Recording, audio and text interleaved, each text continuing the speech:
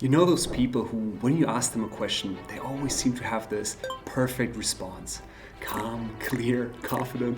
Meanwhile, most of us, we start talking and halfway through, we are like, wait, where was I going with this?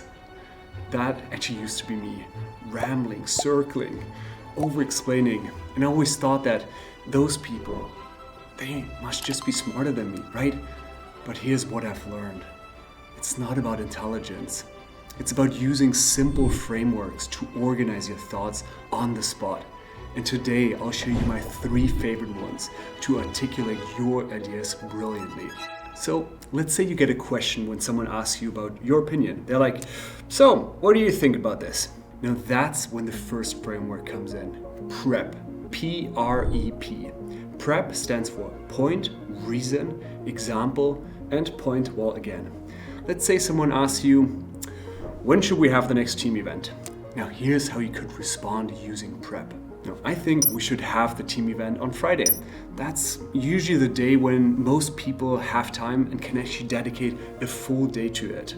We actually once held a team event on a Monday and man, it was chaos. Like people kept dropping in and out for client calls, which totally ruined at the end the flow. So yeah, I believe Friday is the better option. Did you see that? How easy is that? The PREP framework is perfect anytime that someone asks you for your opinion. It works great in interviews, meetings, or really any moment that someone asks you, so what do you think about that? What should we do? But let's say someone asks you a different question. This time they ask, can you explain what happened here and how it's going to impact us? Now that's where the next framework comes in handy. What? So what? Now what? Now what means what actually happened? So what means why does that matter and what are the implications for us? And now what? Well, that means what should we do about it? Let's say that someone asks you, how do you think AI is gonna impact us? Now here's how you could respond. Well, AI tools have made it much easier for any one of us to create more videos. In the next 2 years, there will actually be 4 times as many videos on YouTube. It's going to be a lot harder to break through all the noise that is out there. So I guess to really stand out, we need to tell better stories. Stories that build that human connection and that can't be replicated through AI. You know, that framework is perfect when you want to explain something like a situation, an idea, a result, something where you want to tell your listeners what's going on and what's the impact of that on their lives. But not to make it too predictable, there's another framework that you may want to use in those type of situations. That's actually the one that I use the most. Past, present, future. Now, past, what was the situation before? Present, what's happening now? And future, what's next? Let's say someone asks you, so how's your new role going?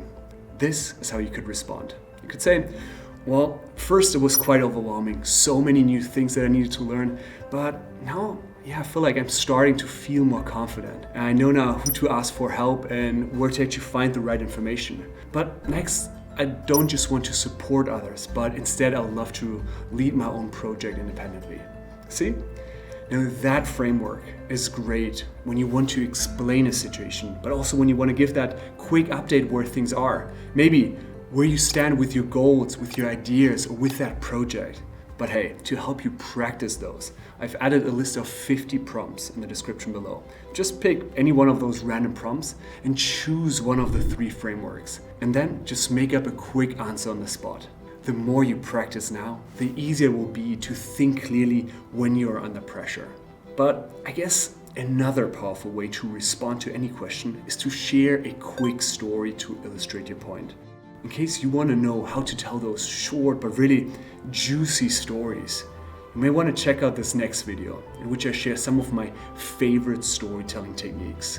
See you there.